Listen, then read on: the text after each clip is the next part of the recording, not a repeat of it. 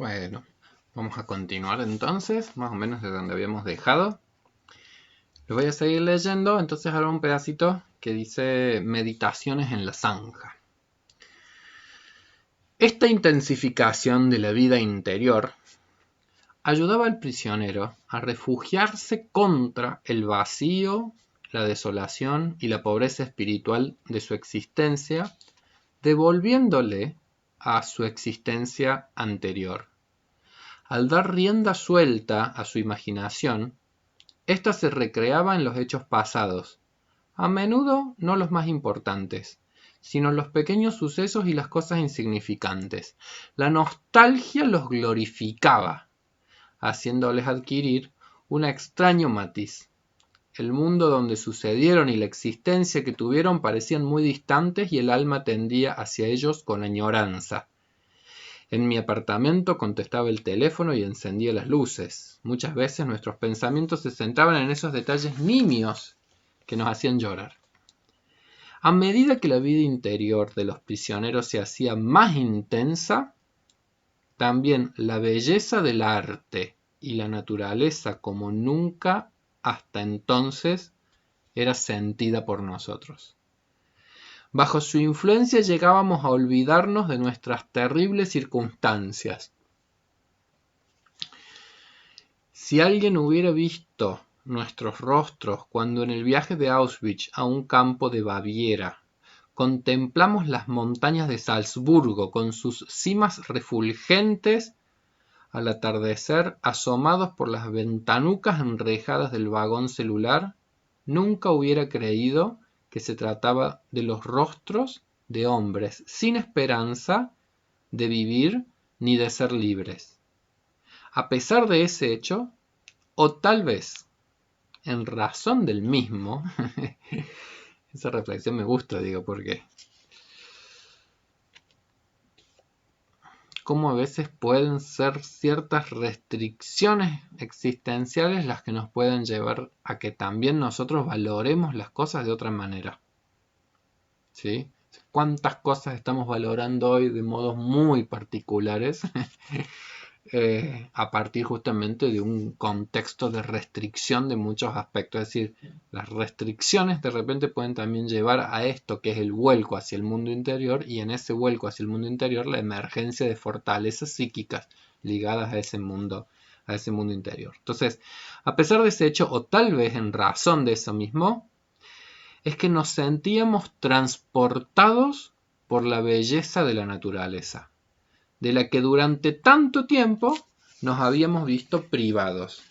Incluso el campo, incluso en el campo, cualquiera de los prisioneros podía atraer la atención del camarada que trabajaba a su lado señalándole una bella puesta de sol resplandeciendo por entre las copas de los bosques bávaros, como se ve en la famosa acuarela de Durero.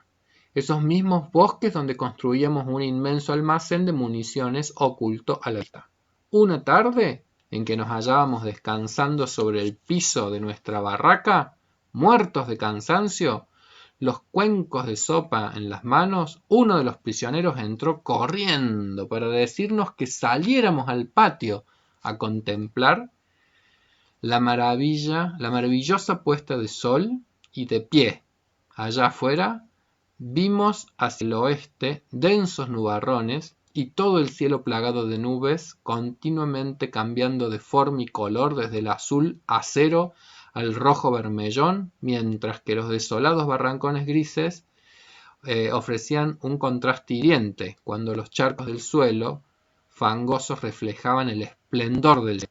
Y entonces, después de dar unos pasos en silencio, un prisionero le dijo al otro: ¡qué bello puede ser este mundo! Bueno, entonces, digo, acá van apareciendo,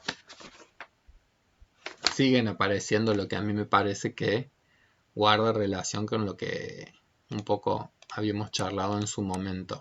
Acá aparece la sensibilidad a la belleza. la sensibilidad a la belleza.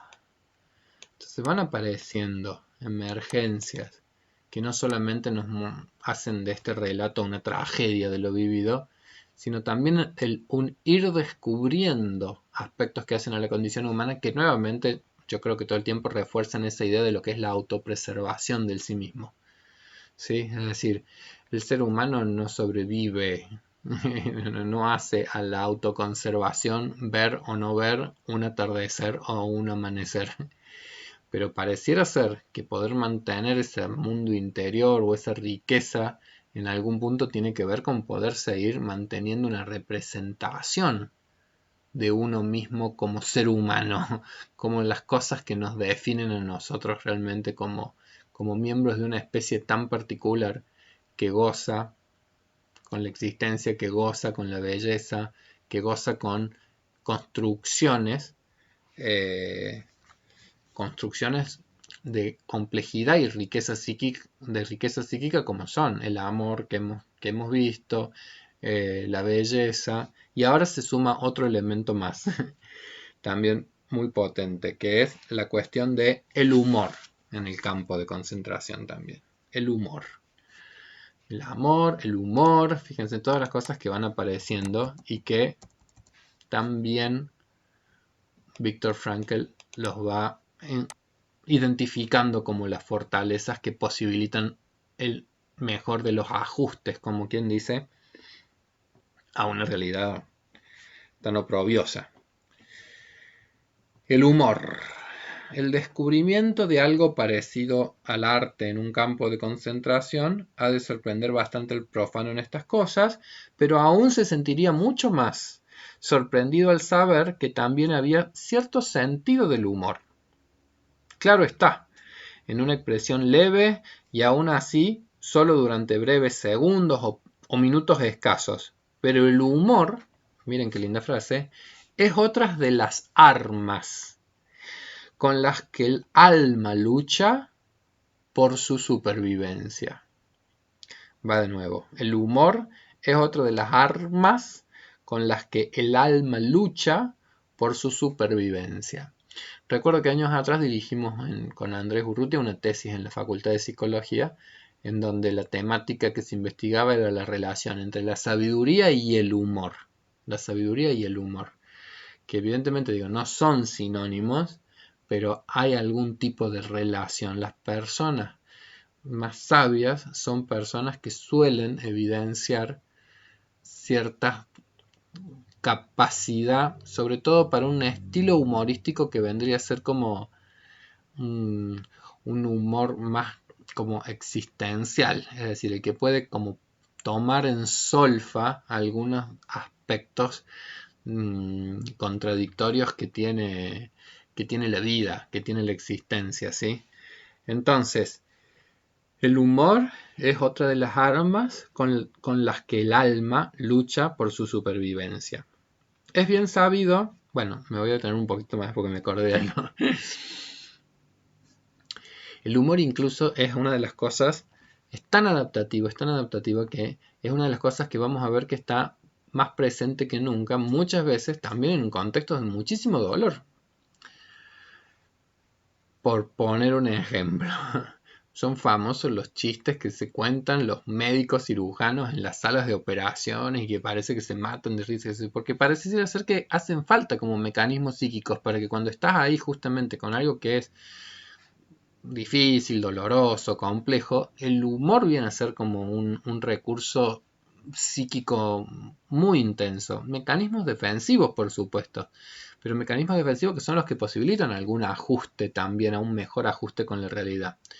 Yo también pienso que uno, por ejemplo, donde también se ríe, pero con sentimientos de culpa, por ejemplo, en las situaciones de velorio, digamos, cuando uno ha ido como a dar un pésamo a alguien y que uno en realidad no está tan implicado con la persona que se ha perdido, sino que uno, bueno, socialmente tiene como cierta vinculación con esa persona, con algún allegado al cual uno saluda, pero entonces cuando uno no está tan implicado emocionalmente, no es nada raro que en los grupos que se arman afuera, en esos rituales, la gente cuente chistes, se ría de cosas, se acuerde.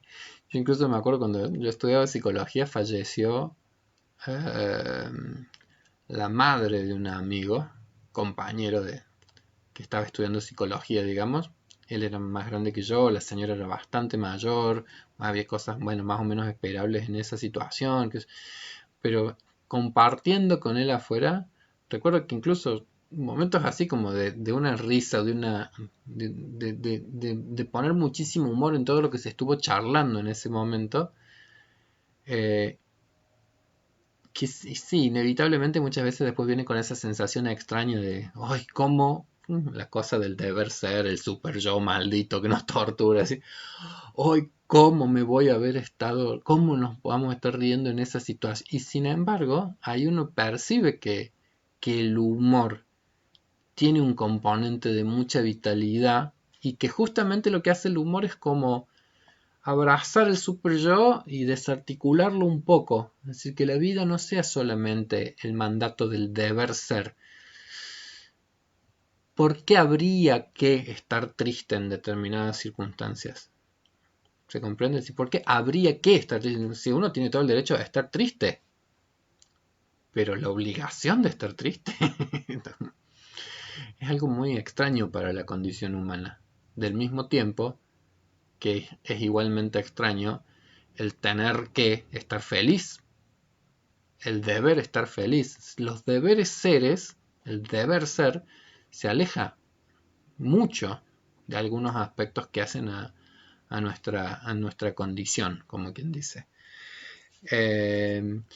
Y otro que yo recomendaría para que vean, porque me parece tan divertido, es el monólogo de Cacho Buenaventura, cuando él relata justamente sus experiencias con las enfermedades que ha tenido, con internaciones que ha tenido, los, eh, el humor que le despierta, todas esas circunstancias de él haber estado, como quien dice, atravesando situaciones en donde realmente estaba como en juego su vida. Entonces digo, inevitablemente seguro que pasó por las angustias y los temores de toda esa circunstancia y al mismo tiempo para él fue como una fuente casi inagotable después de recursos humorísticos y de posibilidad hasta de armarse todo un show en base a eso. Me acuerdo uno de los chistes que era que estaba en la terapia intensiva y veo que de repente se abre la puerta y veo que está mi señora del otro lado y que me hace así. Y yo en mis adentros pensé, espero que sea un hola y no un chau. Entonces, el humor tiene mucho que ver con poder tolerar las ambigüedades. Tolerar algunas ambigüedades que trae la vida. Después decía el Cacho Buenaventura que charlando con el doctor, por ahí el doctor le decía, creo que vamos a necesitar una placa. Y yo le contestaba, mientras sea radiográfica y no de mármol. Bueno, entonces, aún en los contextos más difíciles, el humor es una de las armas con las que el alma lucha por su supervivencia. Es bien sabido que en la existencia humana el humor puede proporcionar el distanciamiento necesario para sobreponerse a cualquier situación, aunque no sea más que por unos segundos. Distanciamiento. Yo mismo encontré a mi amigo mío que trabajaba a mi lado en la obra para que desarrollara su sentido del humor. Le sugería que debíamos hacernos la solemne promesa de que cada día inventaríamos una historia divertida sobre algún incidente que pudiera suceder al día siguiente de nuestra liberación. Se trataba de un cirujano que había pertenecido al equipo de un gran hospital, así que una vez intenté arrancarle una sonrisa insistiendo en que cuando se incorporara a su antiguo trabajo, le iba a resultar muy difícil olvidar los hábitos que había aprendido en el campo de concentración. Al pie de la obra que construíamos, y en especial cuando el supervisor hacía su ronda de inspección, el capataz nos estimulaba a trabajar más deprisa gritando ¡acción, acción! Así que dije a mi amigo, un día regresarás al quirófano para operar a un paciente aquejado de peritonitis, y de pronto una ordenanza entrará a toda prisa y anunciará la llegada del jefe del equipo de operaciones gritando ¡Acción! ¡Acción! Que ahí viene el jefe. Los intentos para desarrollar el sentido del humor y ver las cosas bajo una luz humorística son una especie de truco que aprendimos mientras dominábamos el arte de vivir. Pues aún en un campo de concentración es posible practicar el arte de vivir, aunque el sufrimiento sea omnipresente. Cabría establecer una analogía. El sufrimiento del hombre actúa de modo similar a como lo hace el gas en el espacio de una cámara. Esta se llenará por completo y por igual cualquiera que sea su capacidad. Análogamente, el sufrimiento ocupa todo el alma y toda la conciencia del hombre, tanto si el sufrimiento es mucho como si es poco. Por consiguiente, el tamaño del sufrimiento humano es absolutamente relativo, de lo que se deduce que la cosa más nimia puede originar las mayores alegrías. Tomemos un ejemplo, algo que nos sucedió en nuestro viaje de Auschwitz a un campo filial del de Dachau. Todos temíamos que aquel traslado nos llevara al campo de Mauthausen, y nuestra tensión aumentaba a medida que nos acercábamos a un puente sobre el río Danubio que el tren tenía que cruzar para llegar a Mauthausen, según sabíamos por lo que contaban los prisioneros más experimentados. Los que no hayan visto nunca algo parecido no podrían imaginar los saltos de júbilo que los prisioneros daban en el vagón cuando vieron que nuestro transporte no cruzaba aquel puente y que solo nos dirigíamos al campo de concentración de Dachau.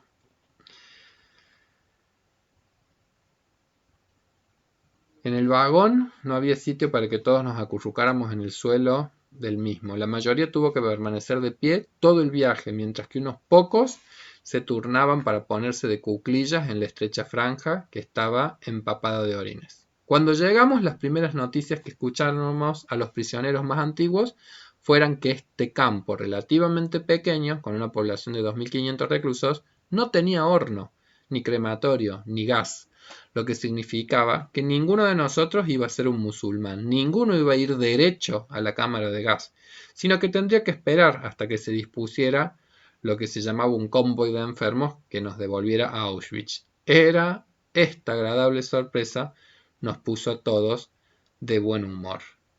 El deseo del viejo vigilante de nuestro barrancón de Auschwitz se había cumplido. Habíamos llegado lo más rápidamente posible a un campo que, a diferencia de Auschwitz, no tenía chimenea. Nos reímos y contamos chistes a pesar de las cosas que tuvimos que soportar durante las horas que siguieron. Cuando nos contaron a los recién llegados, resultó que faltaba uno. Así es que hubimos de esperar a la intemperie bajo la lluvia y el viento helado hasta que apareció el prisionero. Finalmente lo encontraron en un barrancón dormido, exhausto por el cansancio. Entonces, al pasar lista, se convirtió en un desfile de castigo. Durante toda la noche y hasta muy entrada la mañana siguiente, tuvimos que permanecer de pie y a la intemperie, helados y calados hasta los huesos después del esfuerzo de haber supuesto el viaje. Y aún así, nos sentíamos contentos. En aquel campo no había chimeneas, Auschwitz estaba lejos.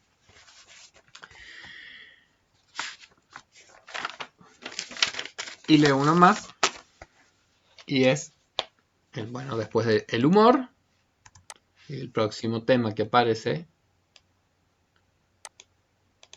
la libertad interior. Tras este intento de presentación psicológica y explicación psicopatológica de las características típicas del recluido en un campo de concentración, se podría sacar la impresión de que el ser humano es alguien completa e inevitablemente influido por su entorno. Y entiéndase por entorno, en este caso, la singular estructura de un campo de concentración que obligaba al prisionero a adecuar su conducta a un determinado conjunto de pautas. Pero, ¿y qué decir de la libertad humana? ¿No hay una libertad espiritual con respecto a la conducta y a la reacción ante un entorno dado? ¿Es cierta la teoría que nos enseña que el hombre no es más que el producto de muchos factores ambientales, condicionantes, sea de naturaleza biológica, psicológica o social? ¿El hombre es solo un producto accidental de dichos factores? Y lo que es más importante, las reacciones de los prisioneros ante el mundo singular de un campo de concentración son una prueba de que el hombre no puede escapar a la influencia de lo que lo rodea. ¿Es que frente a tales circunstancias no tiene posibilidades de elección? Podemos contestar a todas estas preguntas en base a la experiencia y también con arreglo a los principios. Las experiencias de la vida en un campo demuestran que el hombre tiene capacidad de elección. Los ejemplos son abundantes, algunos heroicos, los cuales prueban que puede vencerse la apatía, eliminarse la irritabilidad. El hombre puede conservar un vestigio de libertad. Es de libertad espiritual, de independencia mental, incluso en las terribles circunstancias de tensión psíquica y física. Los que estuvimos en campos de concentración recordamos a los hombres que iban de barrancón en barrancón, consolando a los demás, dándoles el último trozo de pan que les quedaba. Puede que fueran pocos en número, pero ofrecían pruebas suficientes de que el hombre se le puede arrebatar todo salvo una cosa, la última de las libertades humanas, la elección de la actitud personal ante un conjunto de circunstancias para decidir su propio camino.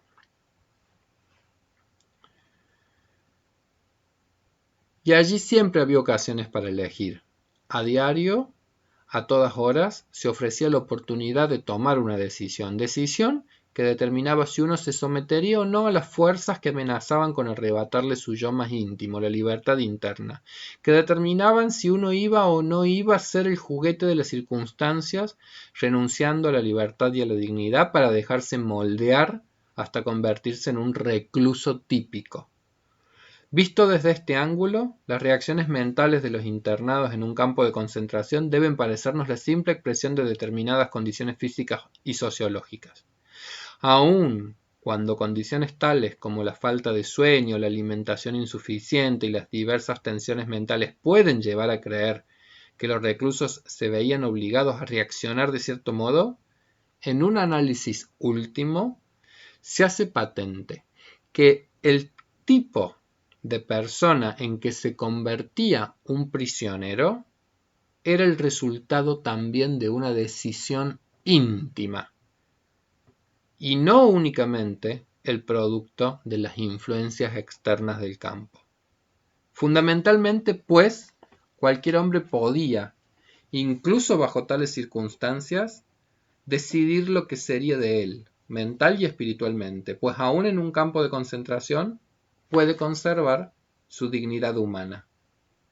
Dostoyevsky dijo en una ocasión: «Solo temo una cosa, no ser digno de mis sufrimientos». Y estas palabras retornaban una y otra vez a mi mente cuando conocí a aquellos mártires cuya conducta en el campo, cuyo sufrimiento y muerte testimoniaban el hecho de que la libertad íntima nunca se pierde. Puede decirse que fueron dignos de sus sufrimientos, y la forma en que los soportaron fueron un logro interior genuino. Es esta libertad espiritual, que no se nos puede arrebatar, lo que hace que la vida tenga sentido y propósito. Una vida activa sirve a la intencionalidad de dar al hombre una oportunidad para comprender sus méritos en la labor creativa, mientras que una vida pasiva de simple goce le ofrece la oportunidad de obtener la plenitud experimentando la belleza, el arte o la naturaleza. Pero también es positiva la vida, que está casi vacía tanto de creación como de gozo, y que admite una sola posibilidad de conducta, a saber, la actitud del hombre hacia su existencia. Una existencia restringida por fuerzas que le son ajenas.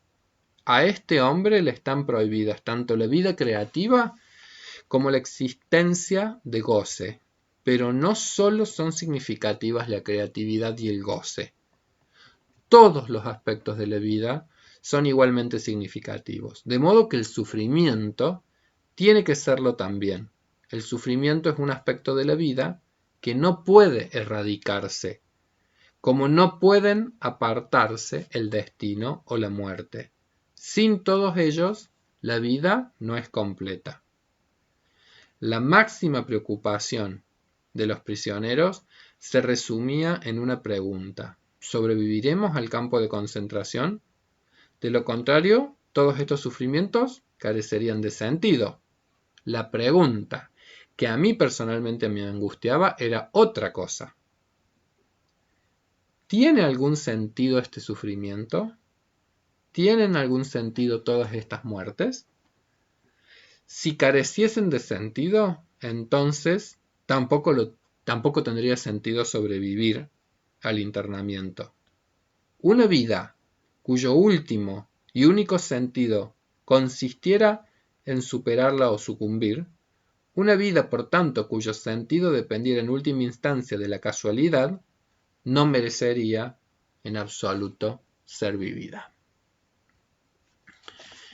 Bueno, esta partecita a mí me gusta mucho del texto porque pone el foco en la idea de la libertad y básicamente está haciendo referencia a algo que un psicólogo que se llama Brandstätter, un apellido difícil, menciona como la capacidad de agencia en el desarrollo humano. Es decir, y en ese sentido creo que como que coincide mucho con Viktor Frankl, es decir, la idea de que nosotros en nuestros procesos de desarrollo somos agentes, que eso sería la agencia, es decir, somos sujetos que actuamos y por lo tanto direccionamos cómo va a ser nuestro proceso de desarrollo vital. Hay como una confianza muy grande en esta, tanto en Viktor Frankl como también en algunos de esos estudios de Brandstätter que yo menciono, de esa dimensión como de libertad que lo que posibilita es que como el curso que va a tener una existencia en muchos aspectos, en muchos o en menos aspectos según como los contextos también den oportunidades o den restricciones, pero más allá de un contexto más favorecedor o un contexto menos favorecedor, aún, un poco como dice Viktor Frankl, en un contexto muy poco favorecedor, igualmente existen márgenes de libertad, como cuál, bueno, como la de escoger con qué actitud voy a enfrentar la vida, con qué actitud voy a asumir determinados aspectos de la existencia. Entonces eso sigue siendo algo que en algún punto tendría que ver con una intencionalidad humana, con la intencionalidad, las metas que uno se va, como quien dice, a poner, a proponer, a tratar de alcanzar, como quien dice. Bueno. Chun, chun, chun.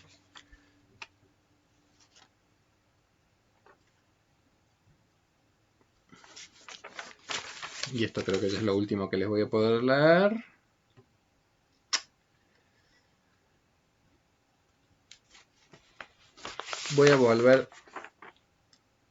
Voy a recordar algo que habíamos visto en unas clases anteriores, pero para mí una expresión de esa misma agencia estuvo ya presente en Viktor Frankl cuando habíamos leído que en el proceso de la internación él había O sea, había lanzado ya con clara intencionalidad una meta que nos lo muestran a él como sujeto que libremente está haciendo determinadas elecciones cuando trabajamos esa expresión que él dijo de yo no me voy a tirar, no me voy a lanzar contra la alambrada. Es decir, no sé cómo va a ser mi vida acá, qué sé yo, hay mucha chance de morir que yo, pero yo no me voy a lanzar hacia la alambrada. Entonces digo, para mí esa también ya es una expresión de esto, es decir, bueno, ¿con qué actitud voy a tomar este contexto tan absolutamente nefasto? Y eso en algún punto creo que sí va dando como pautas de aspectos que nos ayudan a entender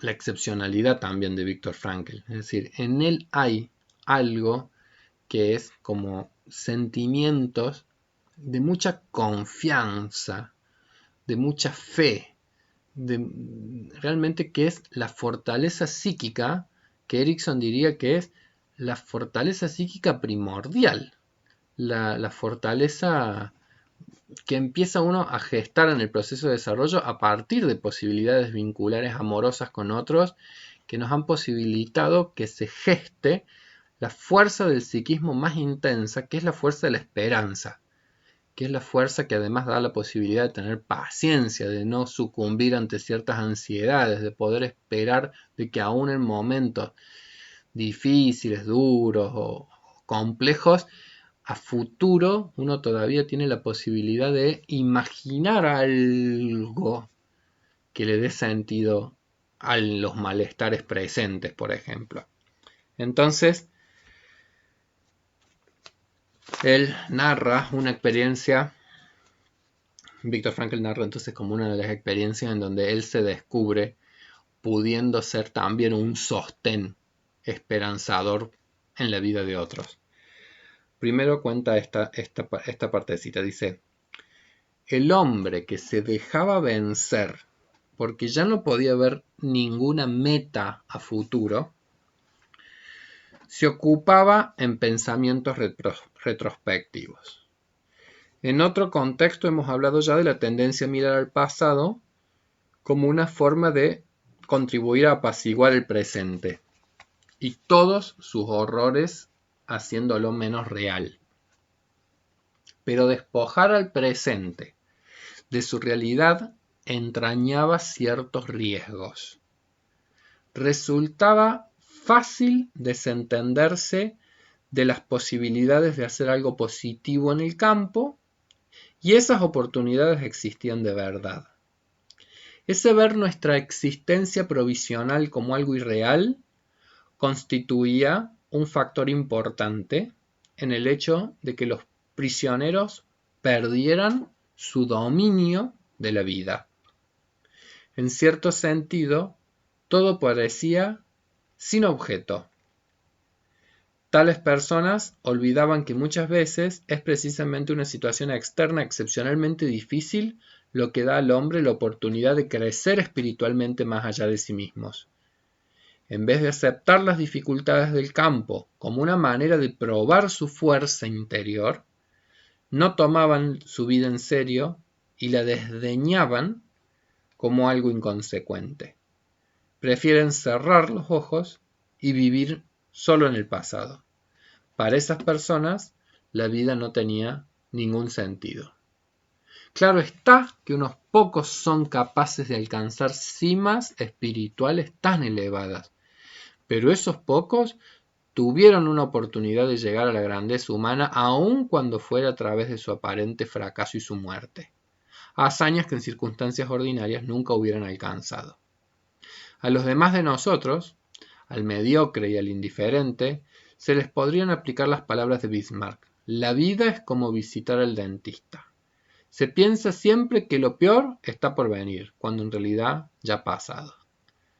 Parafraseando ese pensamiento, podríamos decir que muchos de los prisioneros del campo de concentración creyeron que la oportunidad de vivir ya les había pasado, y sin embargo, la realidad es que representó una oportunidad y un desafío, que o bien se puede convertir la experiencia en victorias, la vida en un triunfo interno, o bien se puede ignorar el desafío y limitarse a vegetar, como hicieron la mayoría de los prisioneros.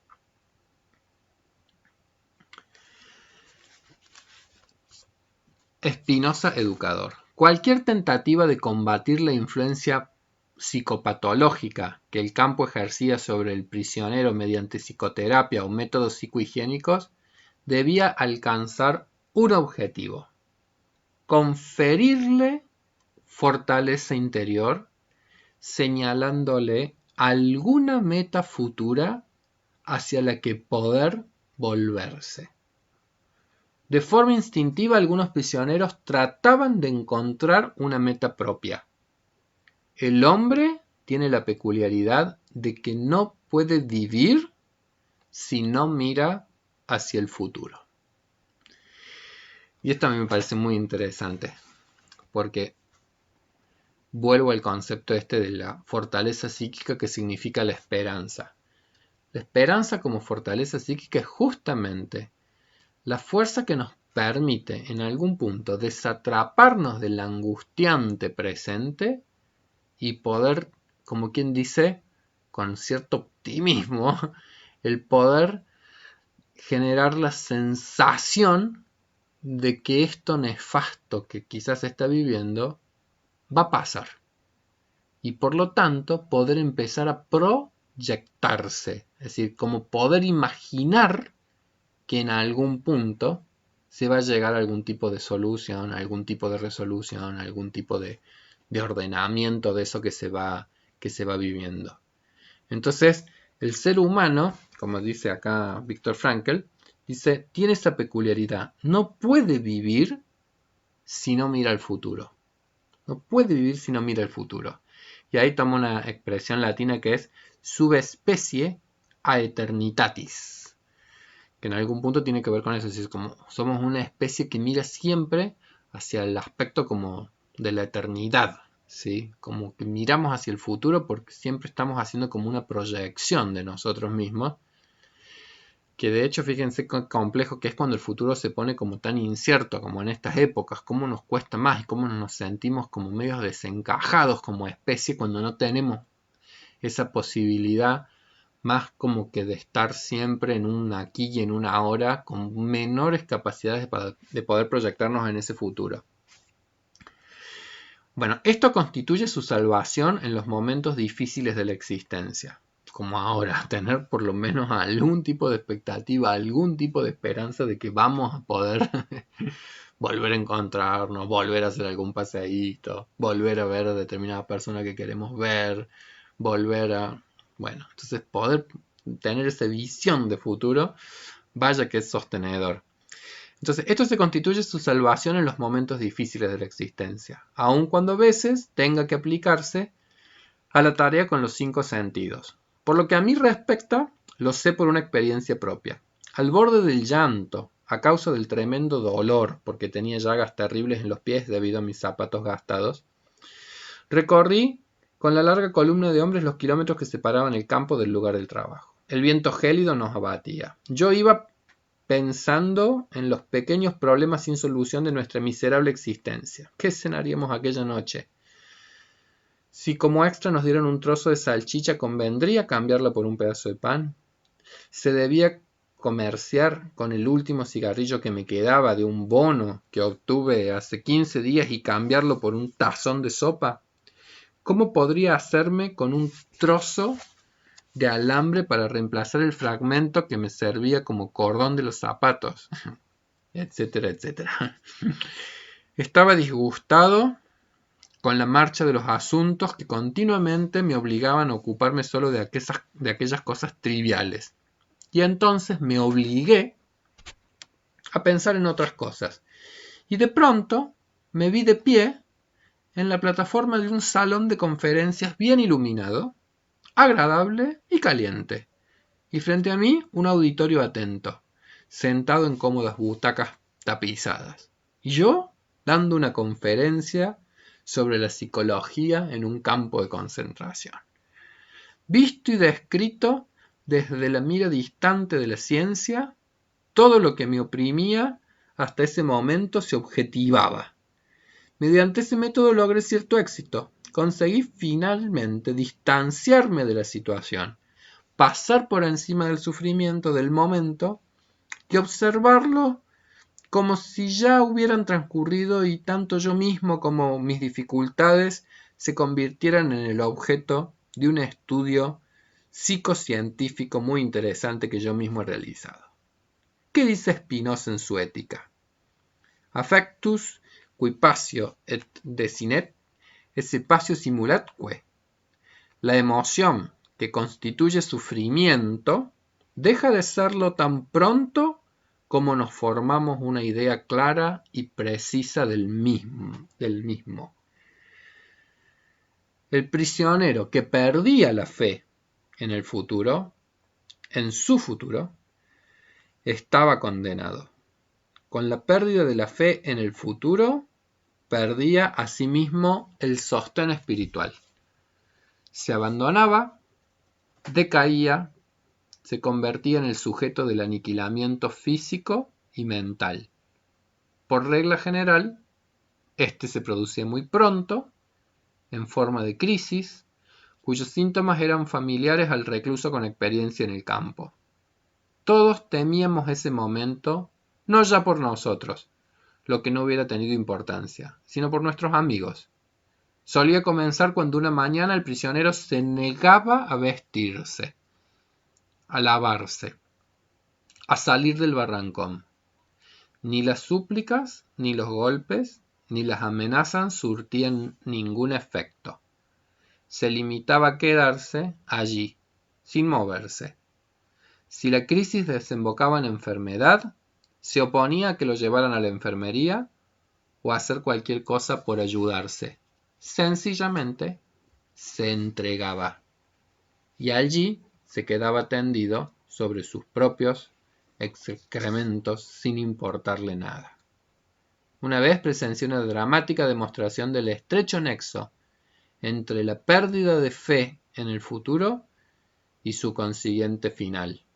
F, el jefe de mi barrancón, compositor y libretista bastante famoso, me confió un día. Me gustaría contarle algo, doctor. He tenido un sueño extraño. Una voz me decía que deseara lo que quisiera, que lo único que tenía que hacer era decir lo que quería saber y todas mis preguntas tendrían respuesta. ¿Quiere saber lo que le pregunté? Que me gustaría conocer cuándo terminaría para mí la guerra. ¿Y sabe lo que quiero decir, doctor? Para mí. Quería saber cuándo seríamos liberados nosotros, nuestro campo, y cuándo tocaríamos a su fin nuestros sufrimientos. ¿Y cuándo tuvo usted ese sueño?, le pregunté. En febrero de 1945, contestó. Por entonces estábamos a principios de marzo. ¿Y qué le contestó la voz? Furtivamente me susurró, el 30 de marzo. Cuando F me habló de aquel sueño, todavía estaba rebosante de esperanzas y convencido de que la voz de su sueño no se equivocaba. Pero al acercarse el día señalado, las noticias sobre la evolución de la guerra que llegaban a nuestro campo no hacían suponer la probabilidad de que nos liberaran en la fecha prometida, el 29 de marzo, y de repente F cayó enfermo con una fiebre muy alta, y el 30 de marzo, día que la profecía le había dicho que la guerra y el sufrimiento terminarían para él, cayó en estado de delirio, perdió la conciencia, y el 31 falleció. Según todas las apariencias, de tifus. Los que conocen la estrecha relación que existe entre el estado de ánimo de una persona, su valor, sus esperanzas o la falta de ambos y la capacidad de su cuerpo para conservarse inmune, saben también que si repentinamente perdemos la esperanza y el valor, ello también puede llevar al debilitamiento de nuestro cuerpo. Me detengo acá. Hasta acá vamos a llegar por hoy. Voy a anotar la última palabra hermosa que apareció en el texto de Don Viktor Frankl, que es la cuestión de la fortaleza psíquica primera, primordial, fundamental, fundante, que es la cuestión de la esperanza.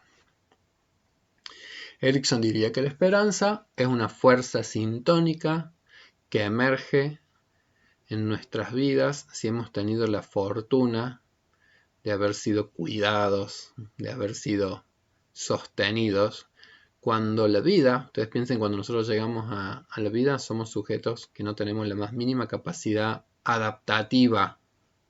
En soledad no sobreviviríamos si no hubiese un otro ser humano capaz de prestarnos atención, de codificar nuestras necesidades, atenderlas. Entonces la esperanza es justamente la fortaleza sintónica que se constituye a partir de experiencias vinculares, experiencias emocionales que al organismo en las primeras etapas del desarrollo han posibilitado que puede irse desatrapando, irse desapegando de las sensaciones displacenteras corporales, por ejemplo, el hambre, el malestar, a sabiendas de que va a llegar luego un otro que va a calmar, que va a posibilitar un reencuentro con una situación placentera, como quien dice. Esas experiencias de mutualidad con objetos que han podido cuidar de nosotros en las etapas tempranas dejan el residuo de una fortaleza psíquica que es la esperanza. El saber que en situaciones difíciles poder igual tener una regulación de las ansiedades que esos momentos complejos y difíciles tienen a partir de esa fuerza psíquica que implica seguir teniendo capacidad de proyectarse en un futuro, teniendo la capacidad de poder imaginar un futuro un poco más venturoso que la actualidad. Entonces, estimada gente, el contexto de un campo de concentración es una porquería, no tengo ninguna duda. Y aún así, qué interesante todas las temáticas que van apareciendo en el discurso de Viktor Frankl. Amor, humor, religiosidad, interioridad, sensibilidad a la belleza, enriquecimiento de la vida espiritual, libertad, posibilidad de descubrir las libertades interiores, esperanzas. Todo un tema, todo un conjunto de temas muy ligados justamente a la sabiduría. Estimada gente, bueno, me voy despidiendo por hoy. Yo espero que el mes de julio nos encuentre con renovadas esperanzas para seguir enfrentando estos momentos difíciles. Yo pongo ánimos, yo pongo humor. Por supuesto que hay momentos en donde estas cosas se extravían y ahí es tan importante tratar de animarnos unos a otros y de acompañarnos en estos tránsitos difíciles de estas épocas tan singulares. Lo que también soy como un convencido, como dice Viktor Frankl, no se puede vivir sin esperanza. No se puede vivir sin esperanza. Entonces siempre alguno de esas habrá que cavar profundo hasta llegar a ellas. Pero hay que hacer como un esfuercito también de, como él dice, hacer imágenes, hacernos por lo menos tratar de hacer imágenes también a futuro para no quedar solamente atrapados con los malestares del aquí y el ahora. Les mando todo mi cariño, les mando todos mis afectos. Semana que viene hacemos ya la última clase pre-vacaciones, arrancando ya el mes de julio. Todo mi cariño, todo mi afecto. Ojalá que anden muy bien. Hasta pronto.